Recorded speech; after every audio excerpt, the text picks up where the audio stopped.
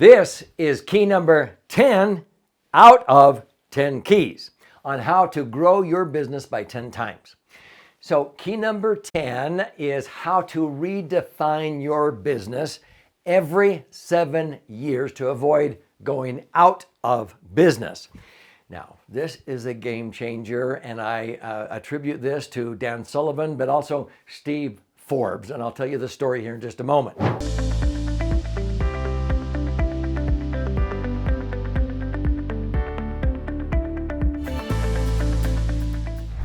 So I'm Doug Andrew, and I've actually been a business owner of several businesses for more than 48 years. And I'm primarily a financial strategist and a retirement planning specialist, and I've been very successful in that endeavor. I've authored 12 books thus far, and I want to gift you a free copy of the book, The 10 Keys Transformation, at the end of this episode. But listen very close. This is key number 10 out of 10 keys. So I don't want you to miss out. I want you to search this channel and subscribe, by the way, it's free, for all 10 of these keys. But in this particular episode, you're going to see how these all connect together to where I was able to take my practice in the 1990s in the insurance industry. I was top of the table. I was in the top 500 insurance professionals in the world, and I was netting in excess of $500,000. But in less than 60 months, I 10 times that to 5 million while simplifying my life. And so these 10 keys will simplify your life, and I'm going to show you how as we proceed through this episode. So make sure you search the others, and as I teach you some of the concepts here in key number 10, if you like it, click like, share it with another entrepreneur, and subscribe, post a comment. I love those. So here we go.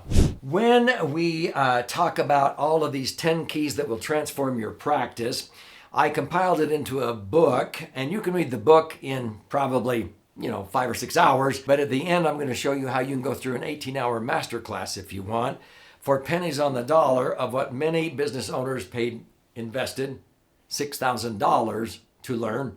And many of them did that 2 and 3, 4 times. So this is key number 10, and in the book it's titled, Redefine Your Business. How often? Every 7 years. Focusing on marketing and innovation. I learned from some of the best business owners in America that if you do not redefine your business at least every 7 years, you will likely go out of business sooner than later.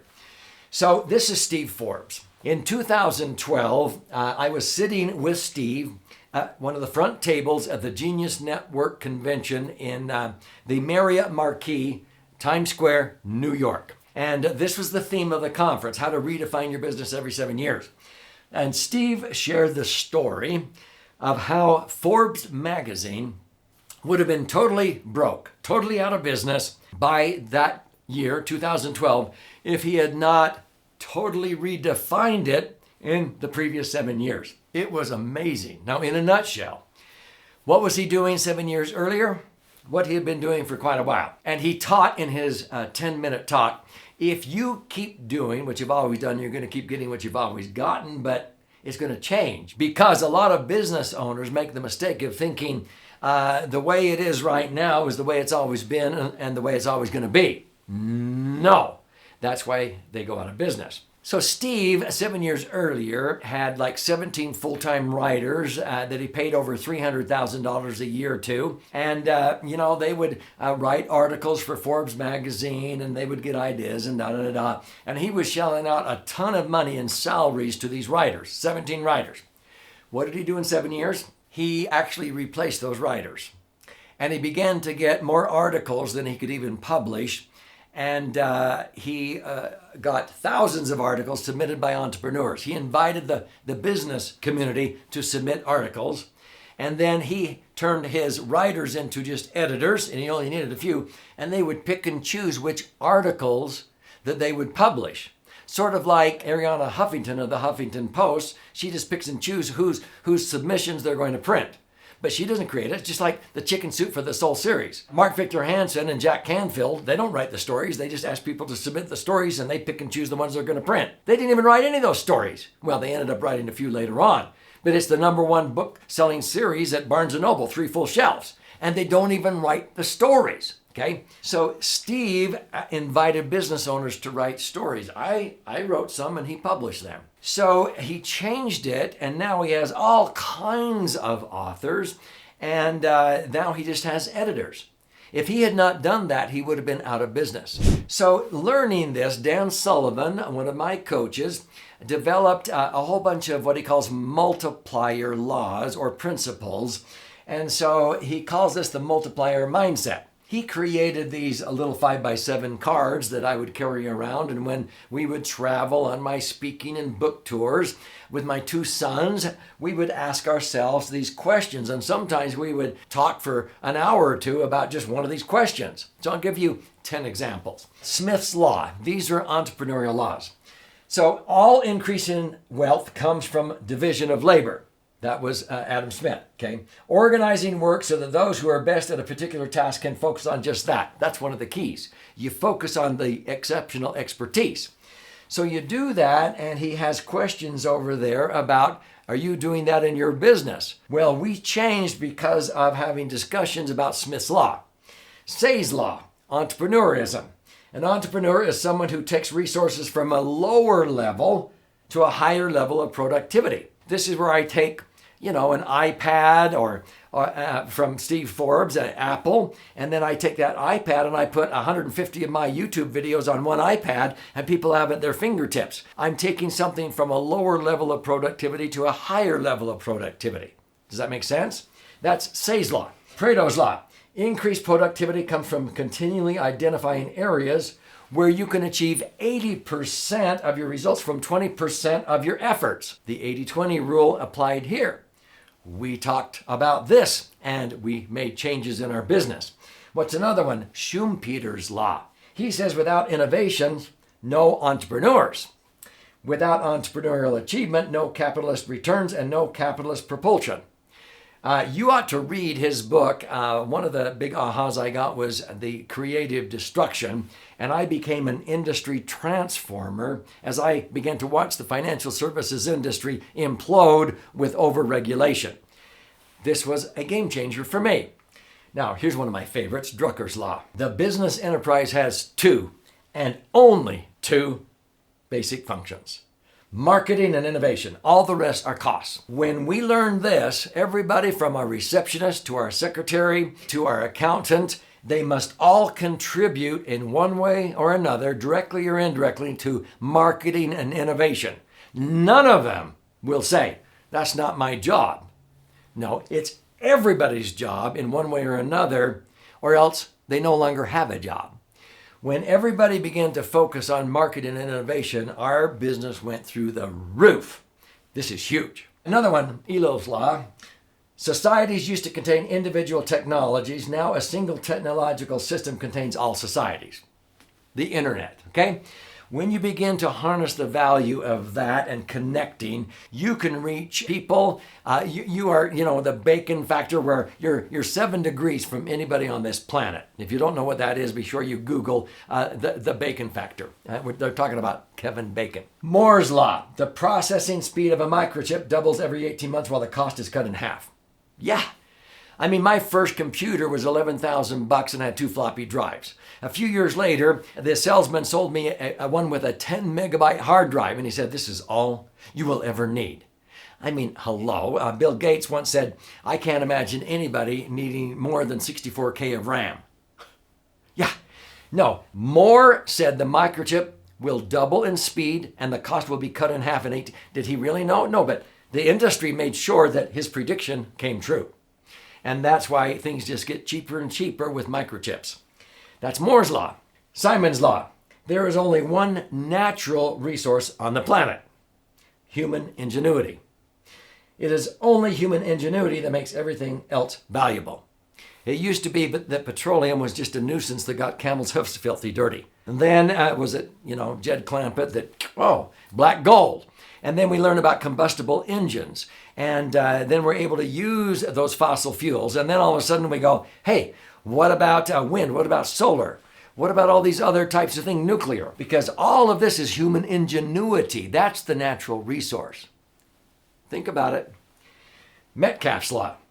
The value of a telecommunications network is proportional to the square of the number of connected users of the system. When I wrote my first book, Misfortune, I simply communicated the message to some of the top CPAs, the top realtors, the top mortgage loan originators, the top insurance agents, the top financial planners, the top stockbrokers, and all of a sudden, and we were going through 5,000 copies a month. It became a national bestseller, and Time Warner is offering me $1 million advance to write the next one. If I did not do that and understand the value of a network and talking to the movers and shakers, I would have missed out.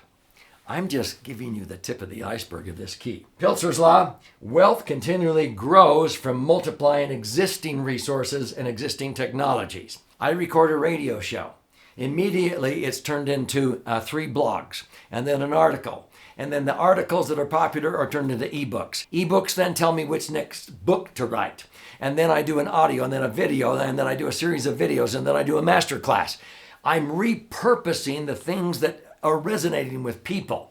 I'm multiplying existing resources. When you learn to give new life to existing resources, you'll understand his law. Now, those are just 10. Do you know there's 40 more multiplier laws that Dan Sullivan came up with just himself of people out there? You know, one like my friend Richard Rossi. When there's anxiety, there's opportunity. Oh, have I seized that one? So folks, when a bee goes about collecting nectar, it just has focus on collecting the nectar. Unbeknowingly to the bee, okay, it is cross-pollinating the botanicals. And new life is erupting all around the bee, and it's oblivious that it has something to do with that. This is like business owners when they begin to learn how to be in motion and add value in the world. New life will erupt all around them and opportunities. Just by writing my first book, that was my goal. But I had all kinds of opportunities. I got invited to speak at the $1 Million Roundtable, which is sometimes the envy of a lot of speakers. And all of a sudden that catapulted into this and this and this and this.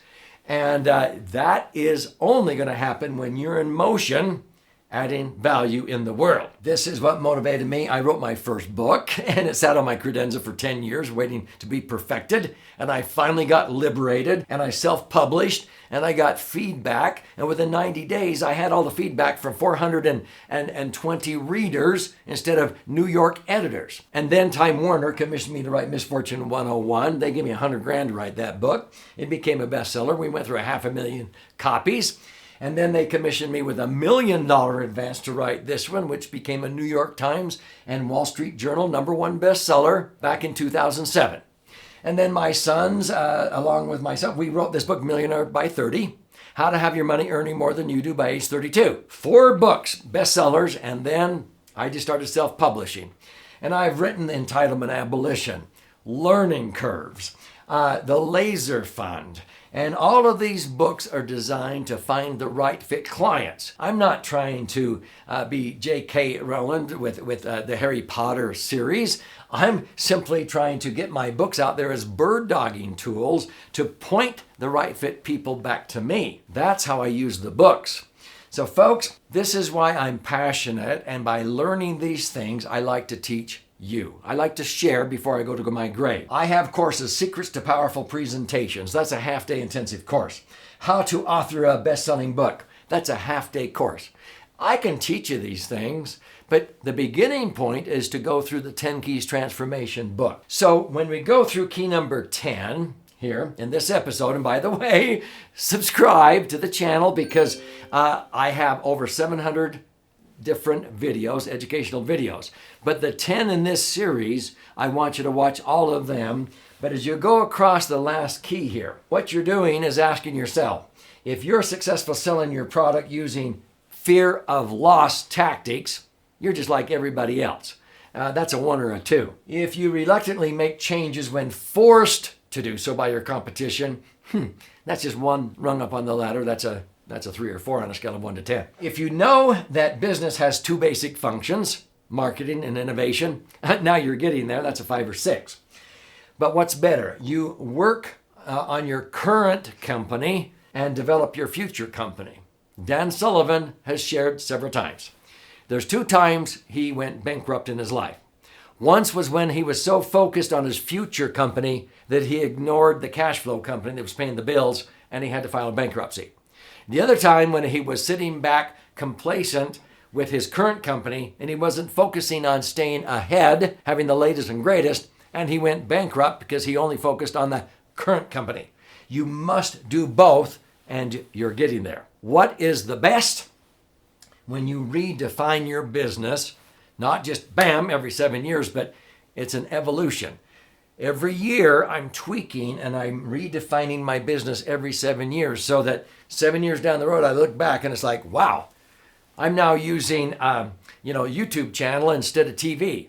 When I was doing TV, radio, I used to do newspaper. I'm always tweaking and I've always stayed ahead of the curve and I become the competition. So folks, my passion and purpose here is that when you add up your score on all 10 of these keys down here on the bottom right, I don't care if your score is in the 30s, 40s, 50s, or 60s, I know the answer to this question. Wherever you're at today in these 10 keys, that's why I want you to watch all 10 episodes. I know you want to have a higher score in the future, right?